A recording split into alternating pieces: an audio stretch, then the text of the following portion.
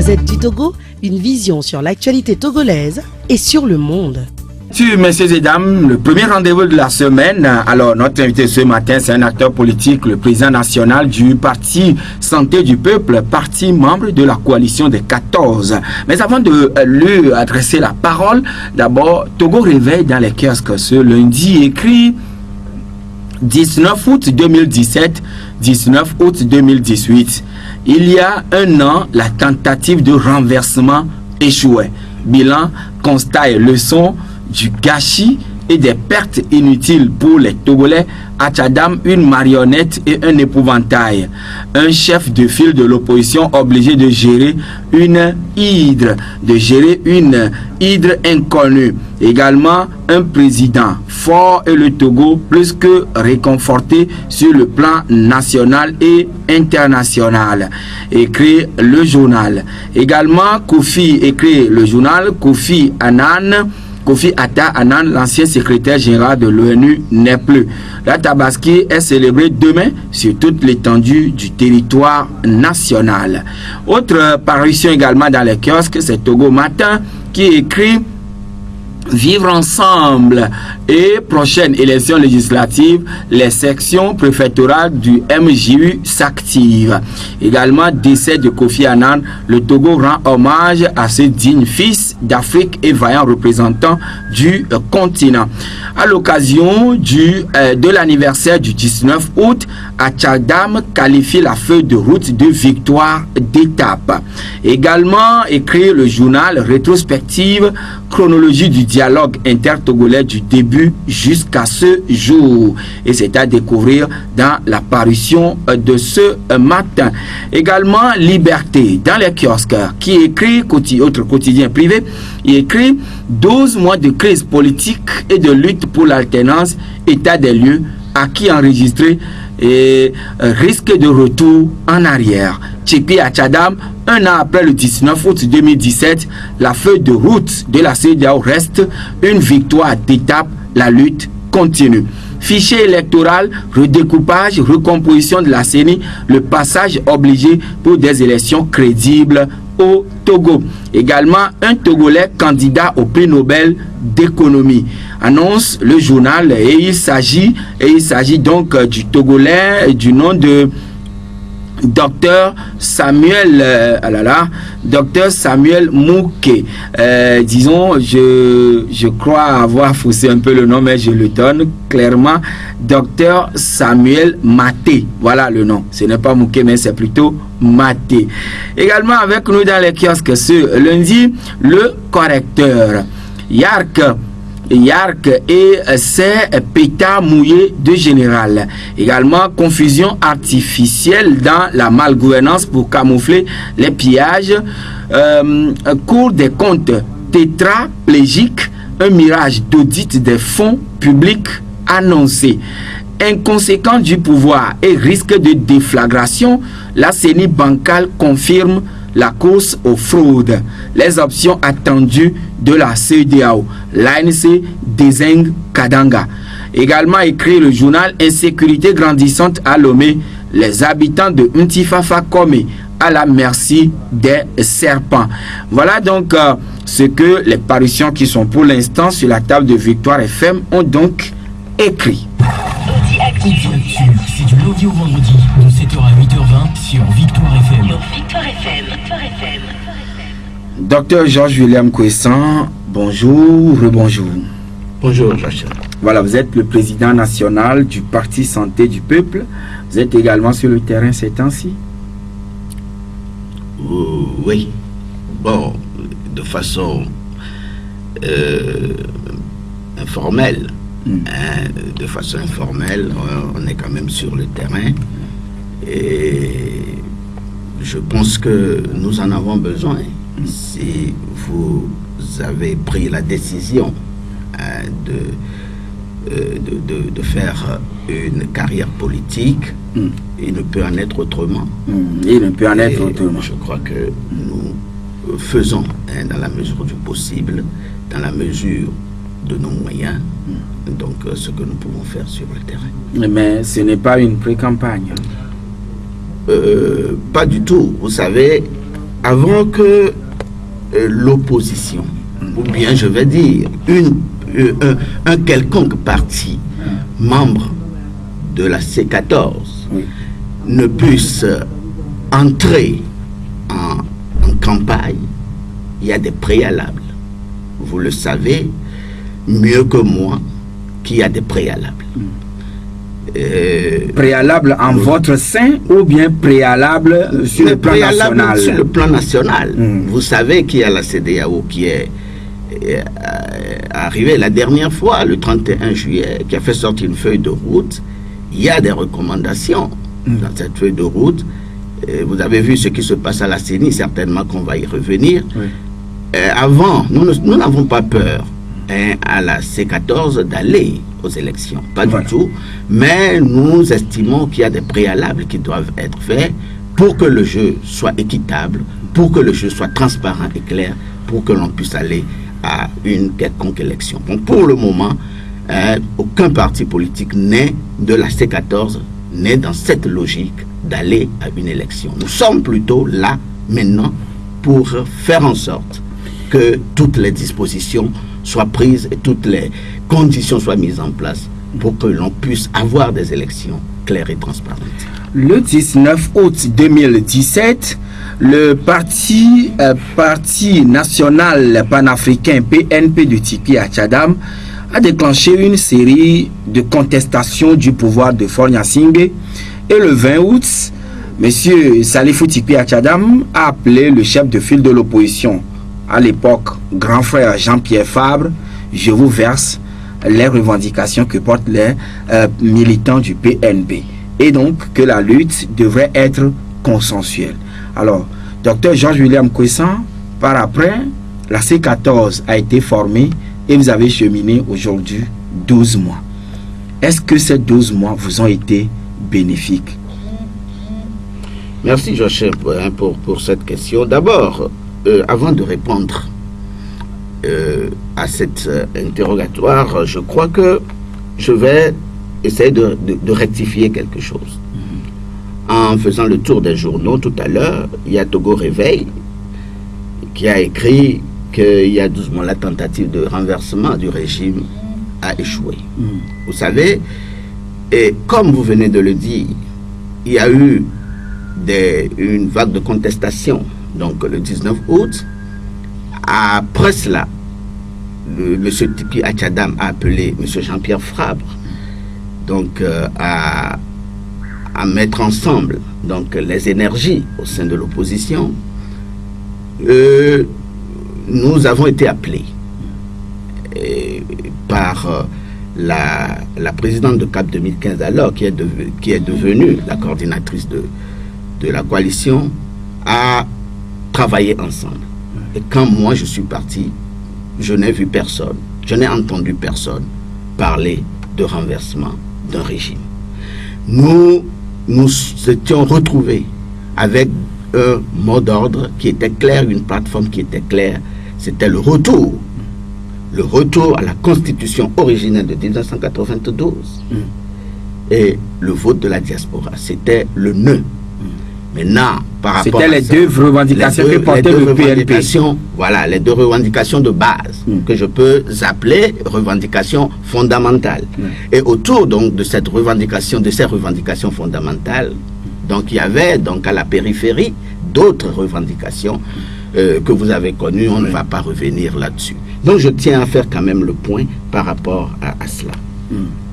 Maintenant, pour revenir à votre question. Oui. Vous avez demandé si les 12 mois que nous avons fait ensemble nous ont été bénéfiques. Oui. Je vous dirais que cela a été plus que bénéfique. Cela a été plus que bénéfique. Vous savez, on a parlé, il y a certains qui parlent de gâchis, que nous avons fait 12 mois pour rien. Mais je peux vous dire que nous avons eu beaucoup de choses à travers cela. Mais avant d'entrer... Il y a eu des acquis tels que il y a eu des acquis, mais avant d'entrer dans ces acquis, permettez-moi quand même de m'incliner, ici encore une fois, devant la mémoire de tous ceux qui sont tombés donc, dans cette lutte. Les gens ont été blessés, et en ont gardé des séquelles. Je pense que tout cela, ce sont quand même le passif que nous avons eu par rapport donc, à cette lutte. Mais au-delà de cela, il y a des acquis certains.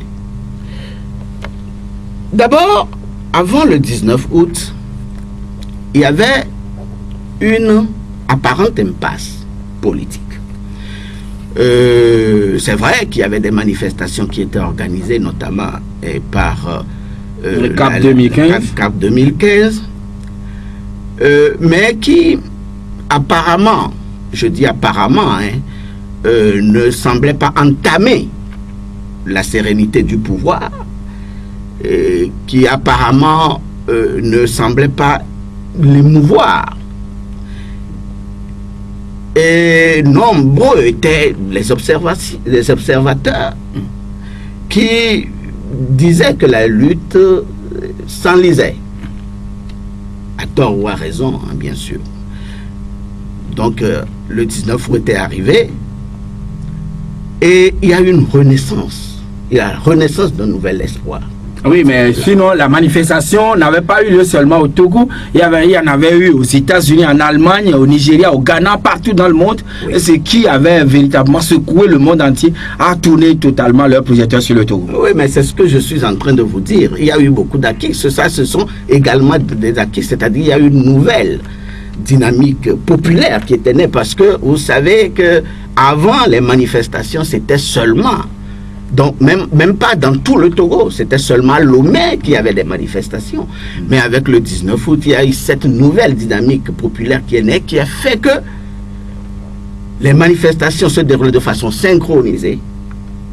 D'abord à Lomé, dans les villes de l'intérieur, et après, comme vous le connaissez, donc dans pratiquement toute la diaspora.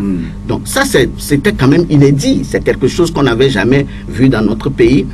Cela a entraîné d'autres avantages, d'autres points positifs, notamment la ventilation, la ventilation des réalités, la ventilation internationale des réalités sociopolitiques de notre pays. Parce qu'il y avait beaucoup qui ne savaient pas ce qui se passait en interne ici.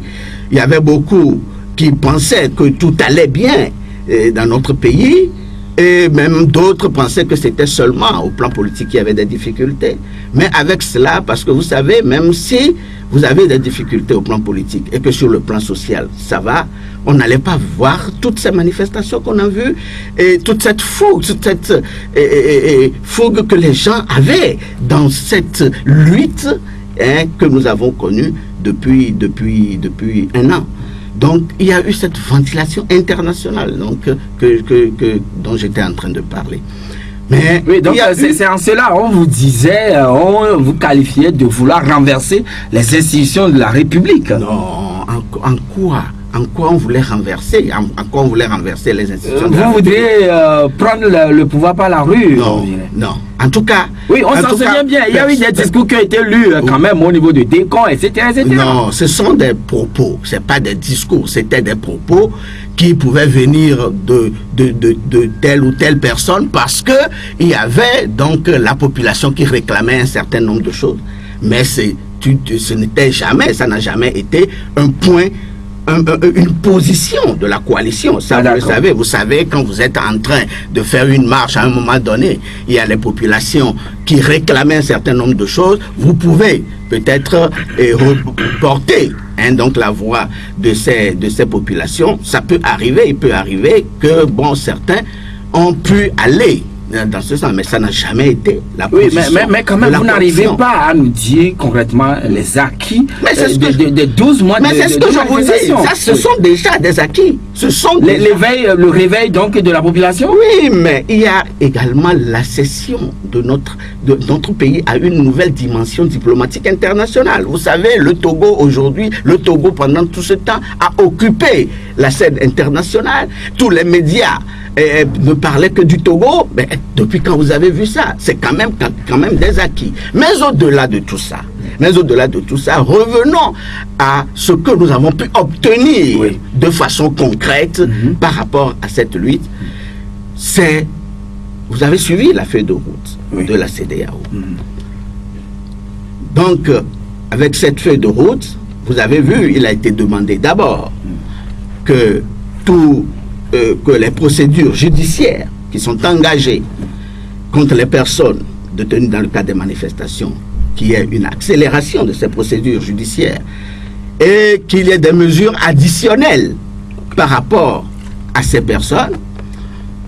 Il a été demandé qu'il y ait une révision intégrale du fichier électoral. Il a également été demandé les réformes constitutionnelles auxquelles on peut ajouter le renforcement du processus électoral. Donc notamment, on a obtenu la limitation de mandat présidentiel à 2. On a obtenu le mode de scrutin uninominal à 2 tours pour l'élection présidentielle.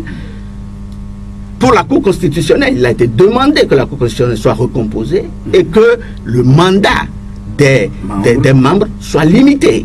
Ce sont des acquis. Pour continuer, on a obtenu également le vote des Togolais de la diaspora. On a obtenu que les observateurs, qu'il y ait des observateurs pour superviser les élections à venir. Des observateurs nationaux. Non, des observateurs nationaux pour superviser les élections à venir. Il y a également un comité de suivi qui est mis en place. C'est important de le rappeler. Parce qu'aujourd'hui, nous avons un comité de suivi qui a été mis en place au niveau de la CEDEAO. C'est vrai, au départ, on avait parlé de comité quadripartite avec la présence donc de la coalition et du parti au pouvoir. Mais après, la CEDEAO a expliqué clairement que pour des raisons de commodité, il fallait que ça soit un comité bipartite avec la commission de la CEDEAO et les facilitateurs. Donc on a obtenu cela. On a obtenu également le soutien de la CEDEAO, l'appui technique, l'assistance technique de la CEDEAO. La CEDEAO nous a promis son assistance technique. Donc ce sont des choses... Assistance technique à la CENI. Oui, pour assistance technique à la CENI, l'assistance technique pour tout le processus électoral. Voilà. Alors, ce sont là les acquis, les quelques acquis. Mais Salifou Tchikwi Achadam, le président national du PNP, dit c'est une victoire d'étape. Oui, évidemment. Cette feuille de route. Oui, évidemment, c'est une victoire d'étape. Parce que si vous vous référez à ce que nous avons envoyé à la CEDEAO, il y a des insuffisances. Et il y a également des imprécisions. Par exemple, si vous prenez le point concernant les manifestants, il est dit seulement qu'il faut donc les personnes détenues dans le cadre des manifestations. Alors que nous avons bien dit, il n'y a pas que les personnes détenues directement dans le cadre des manifestations, mais il y a des personnes, des défenseurs des droits de l'homme, qui ont été également détenues dans ce cadre-là de ces manifestations, mais pas directement liées aux manifestations. Il faut qu'ils soient élargis également. On a parlé également des réfugiés, et des personnes déplacées dont la CEDEAO n'en a pas parlé. Bon, il y a également la révision intégrale du fichier électoral. La CEDEAO en a parlé sans parler du découpage électoral. Vous savez que le découpage dans notre pays est profondément inique et on ne peut pas garder ce découpage pour aller à une élection législative. Ce n'est pas possible. Donc nous avions fait des propositions par rapport à cela. Pour ce qui concerne le mode de scrutin à 2 tours, vous savez que la CEDEAO l'a proposé pour la présidentielle. Nous avons insisté que ça soit également au niveau des législatives. Pour la limitation du mandat présidentiel, il n'est pas dit clairement que le chef de l'État actuel ne peut pas aller à une élection, à l'élection de 2020. Ce n'est pas dit. Et nous avons également insisté sur cela. Donc, il y a des insuffisances. Et vous pensez quand même que, oui, il y a des insuffisances, des imprécisions. Vous pensez que la CEDEAO, les chefs d'État, viennent quand même demander, recommander à leurs camarades de ne plus se représenter? Ça se fait? Ça peut se faire, pardon? Non, ce n'est pas qu'ils vont venir recommander à leurs camarades de ne pas se représenter. Vous savez, le chef de l'État togolais, lui-même, il a dit que pour que la démocratie puisse avancer en Afrique, il faut que les mandats soient limités à 2 ou à 3. N'est-ce pas? Oui. Donc, maintenant que le mandat n'est pas encore limité dans sa constitution. Oui, mais je ne refuse pas. Mais il a déjà fait 2 mandats, il a déjà fait 3 mandats. Donc nous disons qu'on intègre pour que il ne puisse pas aller. Docteur Georges William Kwessan, vous dites quand même que la feuille de route c'est un acquis et Tchipi Achadam dit c'est une victoire d'étape. Mais où se situe cet acquis ou bien cette victoire? Puisque tout ce dont vous parlez, pour le moment, rien n'est acté dans la Constitution. Rien n'a été consensuellement acquis, admis. Mais vous parlez de victoire d'étape, vous parlez d'acquis. Où cela se situe? Mais vous pensez que nous avons le droit de ne pas croire en la sincérité d'une organisation importante comme la CEDEAO? Mais la CEDEAO ne peut pas se lever, venir ici, faire des propositions, dire, donc dans sa décision, faire des propositions, et que l'on ne puisse pas mettre en œuvre ces recommandations de la CEDEAO. Nous estimons que avant que la CEDEAO ne vienne faire ses propositions, c'est parce qu'il y a eu donc une entente avec le parti au pouvoir. Nous estimons que la CEDEAO ne peut pas se lever et venir faire ses propositions si préalablement il n'y a pas eu une discussion franche avec le parti au pouvoir. Donc c'est pour cela que nous acceptons cela sur parole, parce que la CEDEAO est une institution fiable, la CEDEAO est une institution importante qui a le devoir de se respecter et qui a le devoir également de respecter, donc de mettre tout en œuvre pour que les décisions qu'il a prises soient respectées. Oui, mais au niveau du parti au pouvoir, ce sont des propositions selon le parti au pouvoir qui ont été déjà faites et que vous n'aviez pas acceptées. Oui, mais c'est pas tout, hein. Il y a d'autres choses. Par exemple, on n'avait jamais parlé du vote de la diaspora. Ni de la Cour constitutionnelle. Ni de la Cour constitutionnelle à recomposer. On n'avait jamais parlé de ça. Donc il y a eu également d'autres acquis, au-delà de ce que le pouvoir avait déjà proposé. Il y a eu d'autres acquis.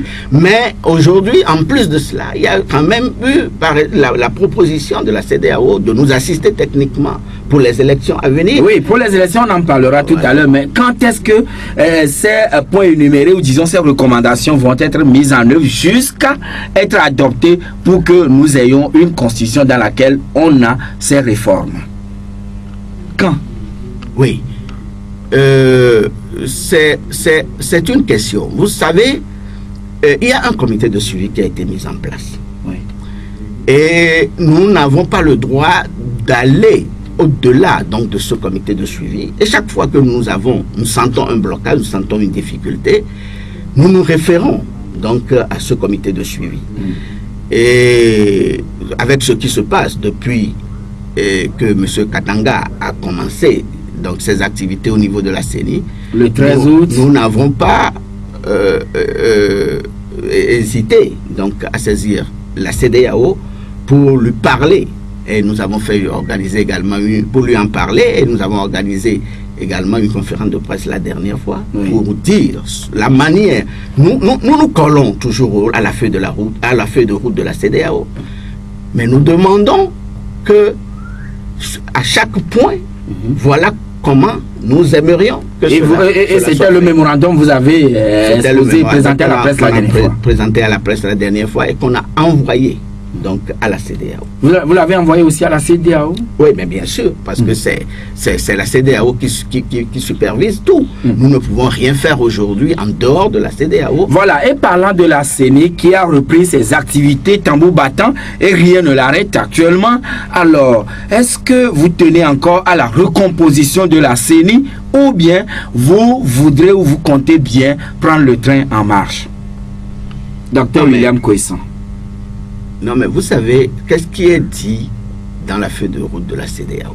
Il est dit qu'il faut une reprise effective des travaux de la CENI avec la présence de tous les acteurs. Une implication inclusive. Une implication inclusive. Donc, c'est 2 conditions. Et les 2 conditions doivent être remplies pour que la CENI puisse commencer ses travaux et puisse évoluer. Aujourd'hui, il y a l'opposition qui n'est pas à la CENI. Nous ne voyons pas comment la CENI va commencer ses travaux. Il faut une recomposition. Commencer ou bien a déjà commencé? Oui, bien sûr, mais il faut une recomposition de cette CENI pour que... Oui, mais tacitement, on n'a pas dit recomposition de la CENI dans la feuille de route.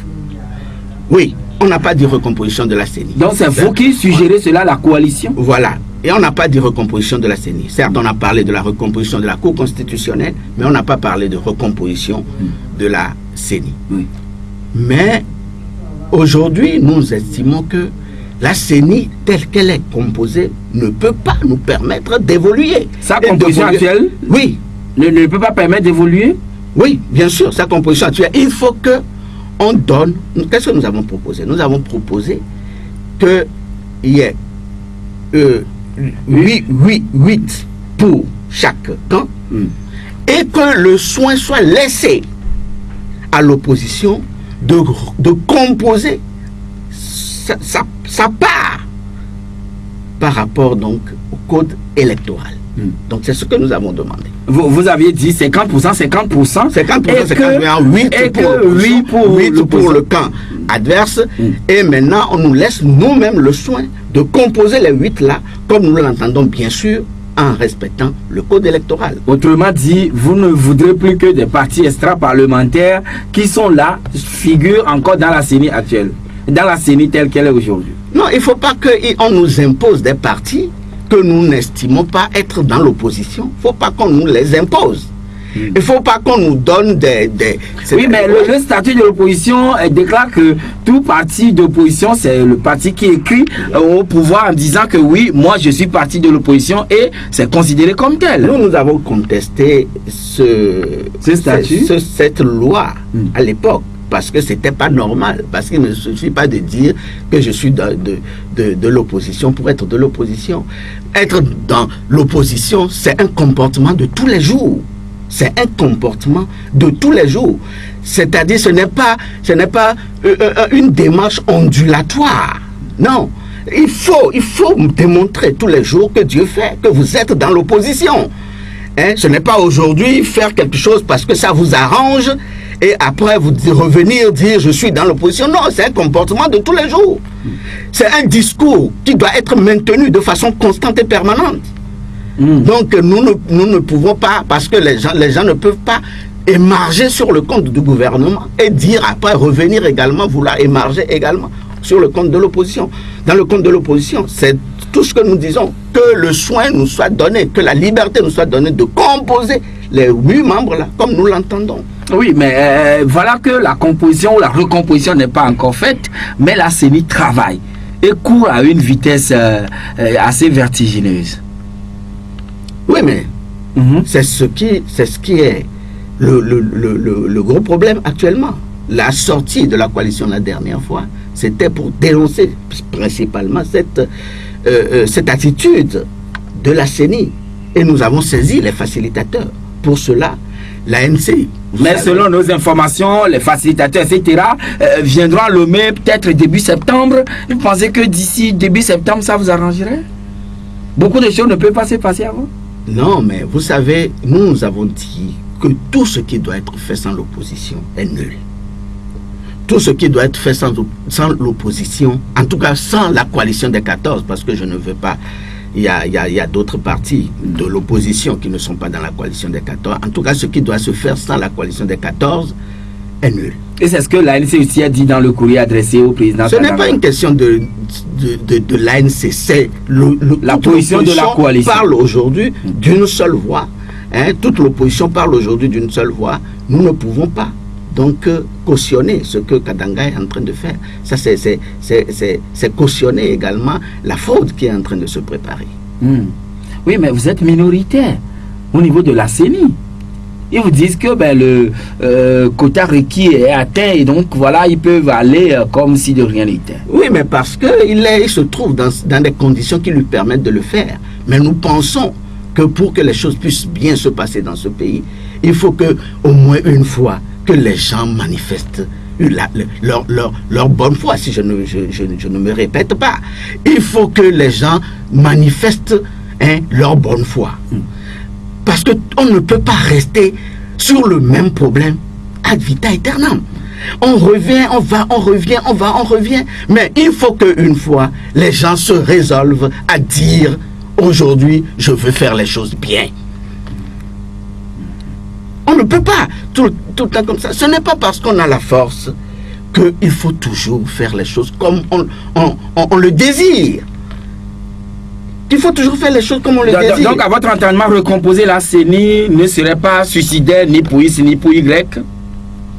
Non, mais en quoi cela sera suicidaire pour qui que ce soit? Qu'est-ce qu'on a dit? On a dit 8 pour le camp, l'autre camp, 8 pour nous, et puis une personnalité neutre qui sera choisie de façon consensuelle, sur lequel tout le monde va s'accorder, pour que cette personnalité-là puisse diriger la CENI. Je ne vois pas en quoi cela peut porter préjudice à qui que ce soit. Oui, donc vous n'avez pas vos représentants ni à la CENI, vous n'en avez pas non plus dans les CELI, mais on appelle à recruter les opérateurs de saisie, les OPS, et on a annoncé la date du 1er octobre pour le démarrage du recensement électoral. Est-ce que vous allez demander à vos militants de ne pas du tout s'associer à ce processus de recensement? Non, mais avant cela, il faut que l'on cherche à solutionner le problème qui est là. Le recensement même ne peut pas se faire comme ça. Nous avons fait des propositions pour que le recensement soit fiable. Vous avez parlé de carte biométrique. Voilà. Vous avez parlé d'audience foraine. Mais on ne peut pas. C'est-à-dire que même au-delà de la composition de la CENI, au-delà de ce que la CENI est en train de faire aujourd'hui, pour le recensement, il y a une façon de l'aborder. Il y a une manière de faire ce recensement-là pour que tout le monde puisse s'y retrouver. Et cela, on ne peut pas aller le faire de façon unilatérale, comme la CENI est en train de le faire aujourd'hui. Ce n'est pas possible. Donc la CEDEAO est en train de jouer sa partition. Est-ce qu'il revient à la coalition de jouer sa partition, ou bien il revient au chef de l'État qui l'a sollicité à venir l'aider? Non, mais la CEDEAO est en train de jouer sa partition. Vous savez, le comité de suivi avait déjà proposé, devait même déjà être à Lomé ici. Mais pour des raisons de calendrier, ça n'a pas pu avoir lieu. Il est annoncé que les chefs d'État seront là le 27 et le 27 août. Oui, mais selon nos informations, selon les informations, ce ne serait plus possible. Bon, mais nous sommes là maintenant. Vous savez, ce sont quand même des chefs d'État qui se déplacent. Hein. Notre situation politique a fait que les chefs d'État se déplacent aujourd'hui comme de simples citoyens. Voilà, pour venir dans un pays résoudre un problème eux-mêmes. Ben, c'est quelque chose de quand même extraordinaire. Oui, mais maintenant, et c'est en cela que je vous pose la question, est-ce qu'il revient aussi au président togolais de comprendre la situation que, mes compères ou mes frères sont venus m'aider, il faut que je joue aussi ma partition? Oui, mais bien sûr. Bien sûr. C'est-à-dire que depuis que vous avez vu, c'est-à-dire, normalement, un chef d'État qui arrive dans un pays, c'est tout un événement. Mais aujourd'hui, on voit les chefs d'État se déplacer comme de simples citoyens pour être cheveux du Togo. Cela, je pense que le chef de l'État togolais également doit comprendre cela et doit se mettre dans le jeu pour faciliter la tâche à ses pairs, pour faciliter la tâche donc aux autres chefs d'État pour que les choses puissent évoluer dans ce pays. Moi, je l'ai toujours dit, la balle est dans le camp de M. Forezo Zinana-Singbe. Vraiment? Oui. Ou bien la coalition aussi? Non. Vous savez, qu'est-ce que la coalition a encore fait? C'est-à-dire, on parle des mandats qui ont été déjà faits. On demande aujourd'hui que... Mais c'est la volonté de tout le peuple togolais, pratiquement, dans son entièreté. Essayez, sortez un peu pour interroger les gens, même jusqu'au nord. Moi, j'étais parti à Dapaon la dernière fois. J'ai eu, donc, à traverser, donc je suis descendu.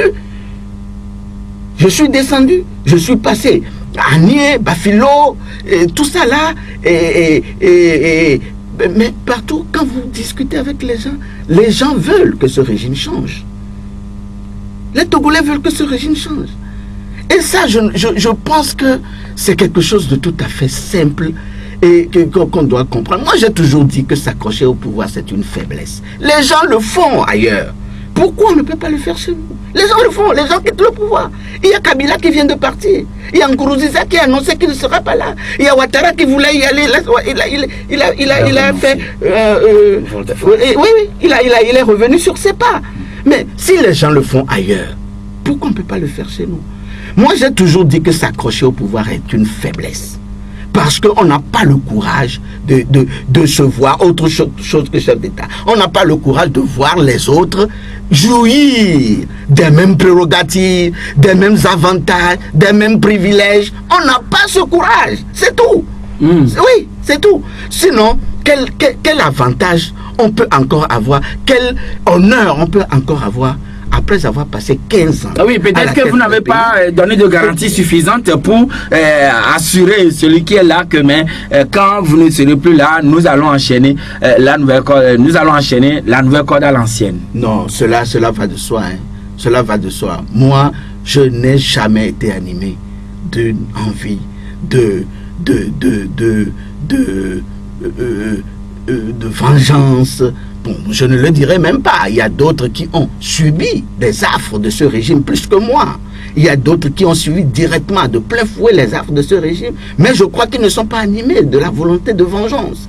Il n'y aura pas de chasse aux sorcières. Personne ne peut faire ça ici. Moi, en tout cas, mais ceux qui vont essayer de faire des choses comme ça ici, mais vont plonger ce pays dans un gouffre total. Et ils vont retrouver sur leur chemin? Oui, mais bien sûr. Comment un régime qui a fait 52 ans au pouvoir, ce régime va partir et on va penser une seule minute à la chasse aux sorcières? Mais ce n'est pas possible. Ça, c'est une erreur. C'est quelque chose à laquelle on n'a même pas le droit de penser. Et moi, je dis, celui qui va penser ça est criminel. C'est celui qui va penser ça pour ce pays-là, qui aura des chasses aux sorcières. Ce n'est pas possible. Parce que, justement, ce pays ne peut pas vivre avec cela. Ce pays ne peut pas exister avec cela. Un régime qui a fait 52 ans au pouvoir, c'est un régime qui est là. Même s'il y a changement de ce régime sera toujours là. En tout cas, pour un bon moment.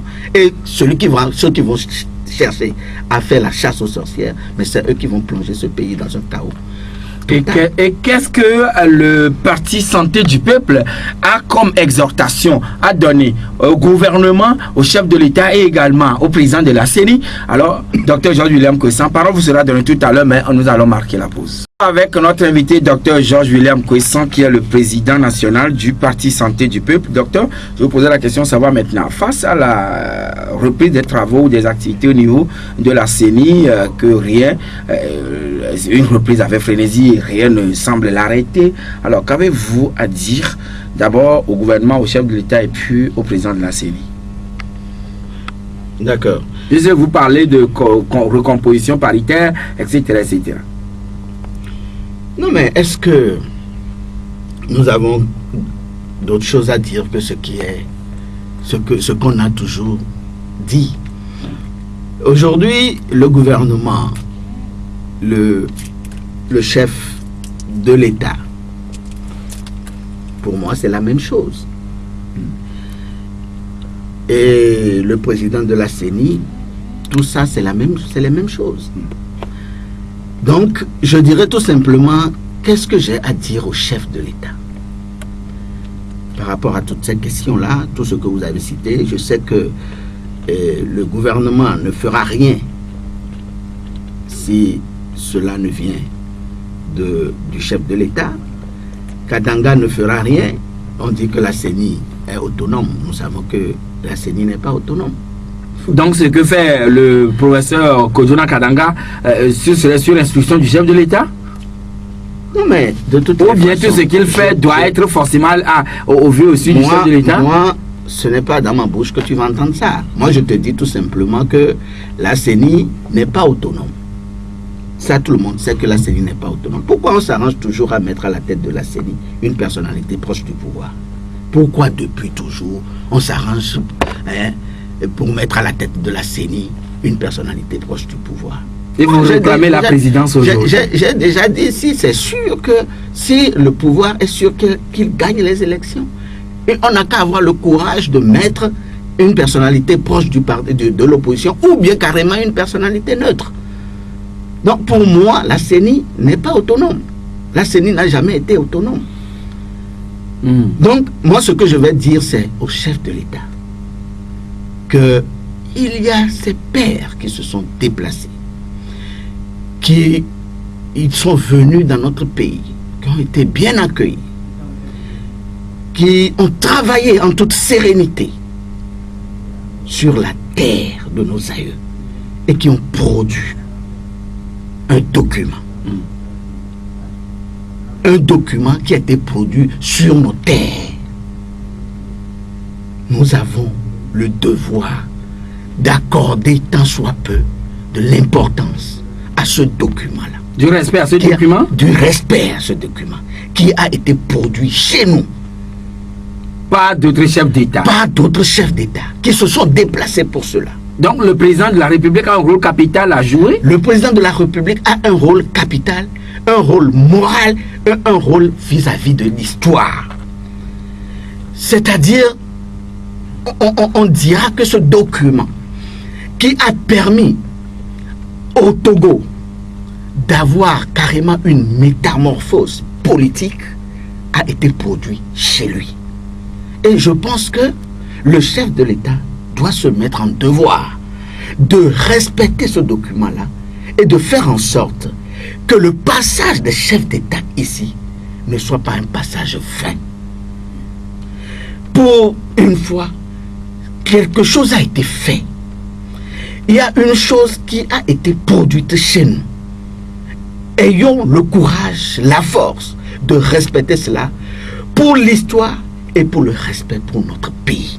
Ah oui, mais le temps aussi est en train de passer. Raison de plus. Par rapport au 20 décembre. Raison de plus. Raison de plus. A fortiori, il faut que on puisse faire en sorte que nous puissions tenir dans le temps. Nous avions dit que pour que les réformes se fassent, c'est-à-dire les réformes électorales se fassent, et que nous puissions aller aux élections en toute sérénité, il nous faut un minimum de 9 mois. On n'a pas pu respecter cela pour nous, qu'à cela ne tienne. Le 20 décembre, c'est là. Tout le monde voit. Nous n'avons pas peur d'aller aux élections.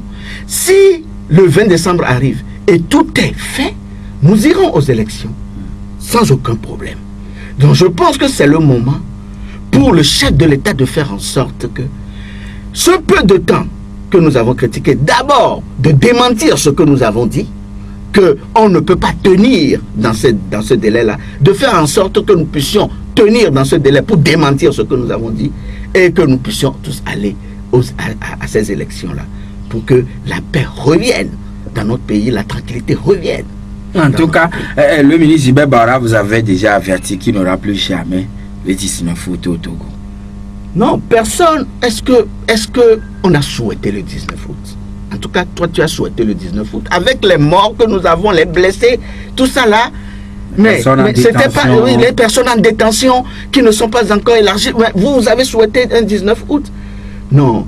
Si Bawara dit qu'il n'y aura plus de 19 août, j'ose croire qu'il n'y aura plus de 19 août, mais dans le sens positif. Mais pas qu'il n'y aura plus de 19 août parce que, c'est-à-dire que l'armée est là pour réprimer, pour empêcher les gens de manifester. Non, pas dans ce sens. Dans ce sens, Bawara n'est pas Dieu. Je regrette, il n'est pas Dieu. Mais je souhaite qu'il n'y ait plus un autre 19 août pour que nos compatriotes ne tombent plus comme on l'a vu et que les gens ne soient plus blessés avec des séquelles qu'on l'a vu. Moi, je souhaite bien qu'il n'y ait plus de 19 août. Ce n'est pas un plaisir pour moi qu'il y ait de 19 août. Oui, maintenant, Dr Georges-William Cressan, est-ce que les réformes seront faites avant la tenue des législatives? Parce que la diaspora, on a dit qu'elle doit voter, mais quand est-ce que ce sera à partir des législatives prochaines ou bien la présidentielle de 2020? Est-ce que vous avez pu percer et puis on vous a filé les informations précises par rapport à cela? Non, au fait, je dirais que quand vous avez vu notre proposition la dernière fois, nous avons dit qu'il faut que, à partir des élections qui arrivent, à partir d'aujourd'hui, les élections qui arrivent, que les Togolais de la diaspora votent, que les Togolais de l'étranger votent. Si vous suivez la feuille de route, on dit bon, que les Togolais votent. Maintenant, à partir de quand? Ce n'est pas précisé. Mais j'estime que ce qui n'est pas précisé aujourd'hui, c'est que, si ce n'est pas précisé, c'est que dès les élections qui arrivent, ça doit être effectif. Et maintenant, si ce n'était pas le cas, il fallait alors préciser. Est-ce qu'on doit recomposer la Cour constitutionnelle avant la tenue de législative du 20? Mais bien sûr, nous avons fait notre proposition. Il faut qu'on... Et à la lutte, vont les choses penser que ça sera fait. Ça doit être fait. Nous avons fait notre proposition. Il faut qu'on retourne à la Constitution, la formulation de la Constitution de 92. Avec la fameuse phrase « en aucun cas ». Non, on parle de la Cour constitutionnelle. Ah d'accord. Donc il faut qu'on retourne. Il faut qu'on retourne donc à la formulation de 92. À défaut, qu'on ait 7 membres, dont 3, c'est-à-dire dont 1 par le chef de l'État, les 6 autres par l'Assemblée nationale, dont 3 pour l'opposition parlementaire et 3 pour la majorité parlementaire. Donc c'est cette proposition. Nous avons déjà fait notre proposition. Et il faut que nous avons été même larges. Nous avons fait 2 propositions. Nous avons dit retour à la formulation de 92. Si ce n'est pas possible, voilà ce que nous proposons. Et il faut qu'on puisse choisir une formule des 2 et qu'on puisse remettre en place donc la Cour constitutionnelle pour que nous puissions... Et vous avez déjà ces juges constitutionnels à disposition. Bien sûr. Au niveau de la coalition. Bien sûr, bien sûr. Il y a de grands juristes dans la coalition. Alors, docteur Georges-William Kwesans, qui défend aussi la chronique ces derniers temps, c'est la profanation des mosquées. Vous avez suivi tout cela. Vous êtes chrétien, je le sais. Alors, est-ce que les Togolais, Tipi Achadam l'a dit, tels qu'ils sont, aucun chrétien ne peut se permettre d'aller brûler une église. Et de la même manière, il ne peut jamais se permettre d'aller brûler ni la Bible, ni le Coran, ni une mosquée. Et vice-versa pour le musulman. Non mais vous savez, je m'en réjouis. Je me réjouis de ce que de l'approche que les musulmans ont par rapport à ces actes crapuleux que nous avons connus, nous connaissons chez nous depuis quelque temps. Vous avez entendu ce que Nima Mouya a déclaré, Gafarou, qui a dit, je cite, « Vous pouvez mettre le feu à toutes les mosquées et à toutes les églises de notre pays pour des raisons que vous êtes les seuls à connaître. Sachez que les Togolais vivons toujours dans la cohésion. Les églises, nous n'allons jamais nous soulever contre un frère ou une sœur de l'autre église. Il a bien précisé, vous pouvez mettre le feu à toutes les mosquées et à toutes les églises. Mais c'est profond, c'est extraordinaire. Quand moi j'ai lu ça, mais je me dis, mais vraiment, les religions vivent vraiment en cohésion dans ce pays.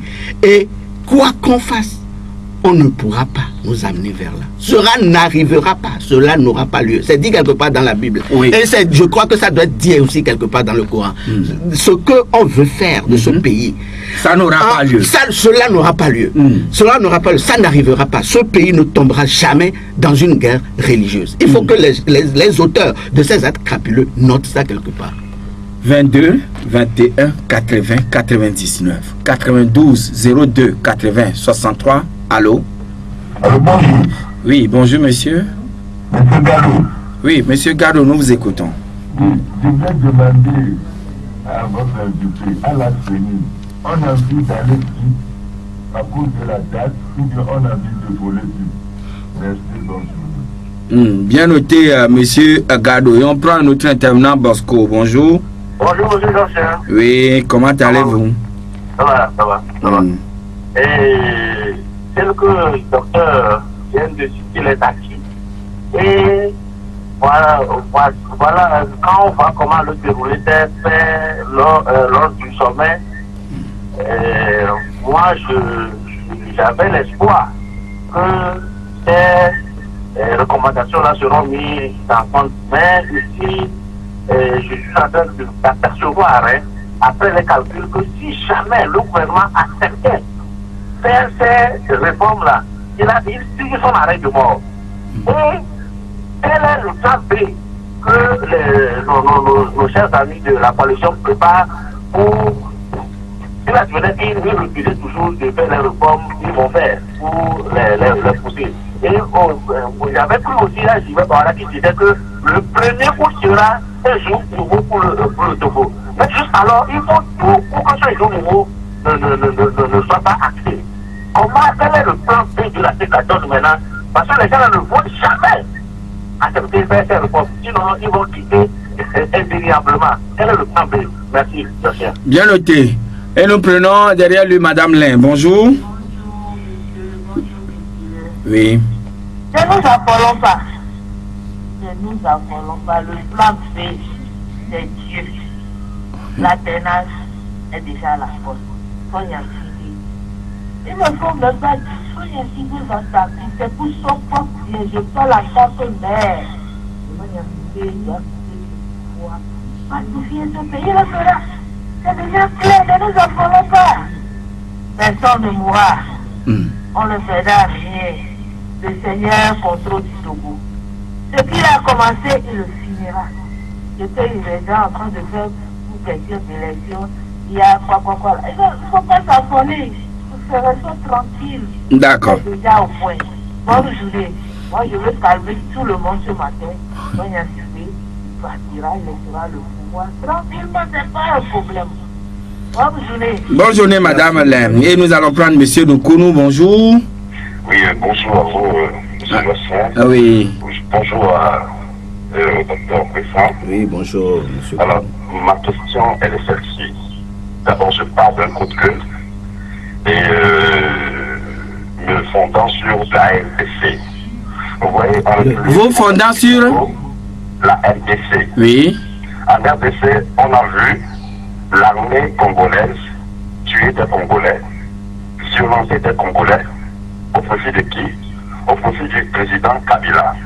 Mais pour finir sur le résultat, le président Kabila, il part, il va quitter le pouvoir. C'est du gâchis. Quand nous voyons un peu en Occident de tels genres de choses, on ne les voit plus avec nos Occidentaux. Alors je dis, nous ne devons pas rester là seulement à consommer le fruit de l'intelligence, des créativités des Blancs en achetant les armes, les matériels, mais il faut aussi consommer leur comportement. Comment se comporte-t-il par rapport au peuple, etc.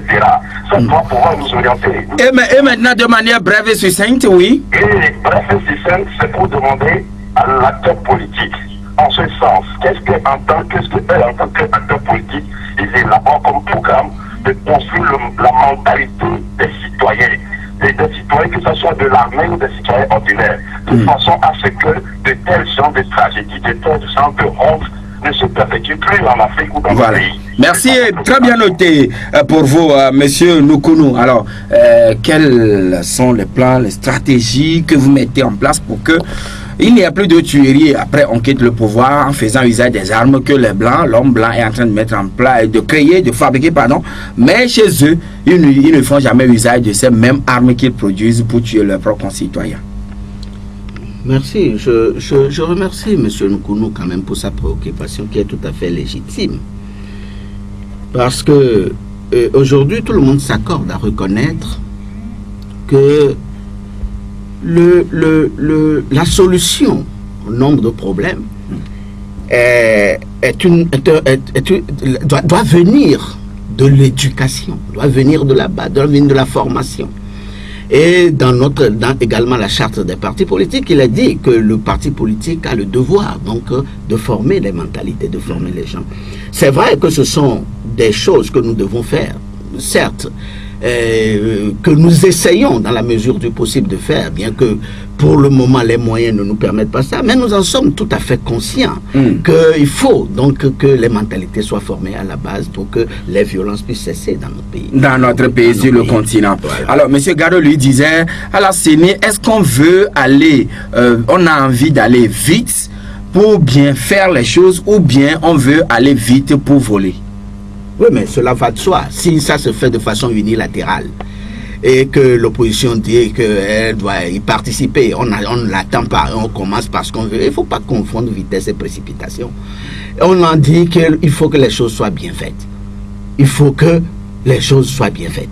Il faut que la CENI attende que l'opposition puisse intégrer donc la CENI pour que la recomposition... Oui, elle vous a envoyé une invitation. Non, mais ce n'est pas le problème d'invitation. Nous demandons que la CENI soit recomposée. Parce que dans sa formulation actuelle, elle est unique. Oui, mais la feuille de route ne vous demande pas de recomposer. Oui, mais vous savez, nous avons dit dans le temps que la feuille de route, il y avait des insuffisances, il y avait des imprécisions.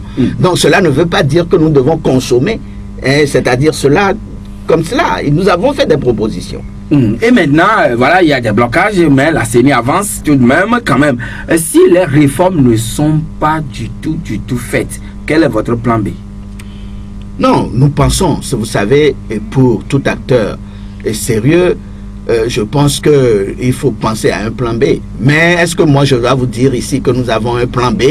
Et non, notre préoccupation aujourd'hui, c'est que la CENI arrête son travail et que la CENI soit recomposée pour que les jeux se jouent sur des bases saines. C'est tout. Donc le chef de l'État doit vous appeler ou bien on doit envoyer un projet de loi à l'Assemblée pour que les réformes soient rapidement actées. Comme il le souhaite. Pas pour les réformes de la CENI, non? Les réformes de façon générale. Oui, mais de toutes les façons, qu'est-ce que la feuille de route a dit? Que ces réformes doivent se faire soit par voie parlementaire ou soit par consultation référendaire, si ce n'est pas possible au niveau du Parlement. C'est ce qui a été dit. Oui. Bon, donc, nous attendons. Je pense que le comité de suivi ici ne va pas dormir sur ses lauriers. Il va faire en sorte qu'il puisse avoir une formulation pour que... Donc la coalition n'a pas encore écrit au chef de l'État en cherchant le rencontrer pour que vous débattiez de ces sujets? Non, mais vous savez, nous pour le moment, donc, il y a une proposition qui a été faite. Tout le travail que nous faisons, c'est avec le comité de suivi. Nous faisons confiance au comité de suivi et je pense que tout cela doit être fait très rapidement ou prochainement. Voilà. Kofi Annan s'en est allé. Il a milité pour la paix en Afrique, dans le monde, mais il s'en est allé à 80 ans. Et c'était le samedi dernier en Suisse. C'est une triste nouvelle. Et Kofi Annan est reconnu universellement comme un homme de paix. Un homme de paix et le seul secrétaire général de l'ONU à avoir reçu un prix Nobel de son vivant. Oui. De son vivant, le seul. Et c'est un Africain. Et c'est un Africain. Et c'est un Ghanéen à côté qui fait la fierté de toute l'Afrique et de la sous-région.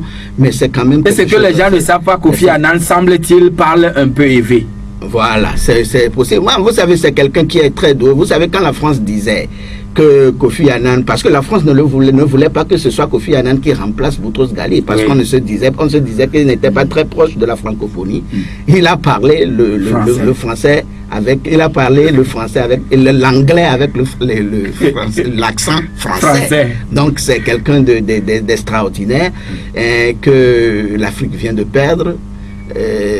Nous ne pouvons que nous incliner devant sa mémoire. Il y a le Ghana qui a décrété une semaine de deuil national. Je pense que les drapeaux en berne, même à l'ONU, les drapeaux étaient en berne depuis samedi. Voilà.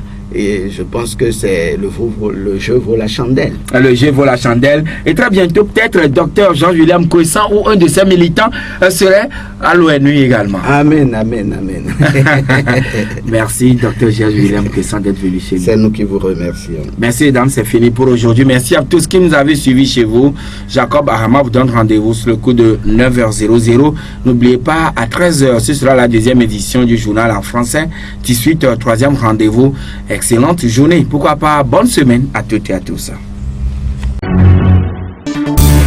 La Gazette du Togo, une vision sur l'actualité togolaise et sur le monde. Rejoignez-nous sur le www.lagazettedutogo.com ou sur nos comptes Facebook, Twitter et YouTube. Pour tout contact, écrivez à contact@lagazettedutogo.com ou appelez le 92 80 88 53.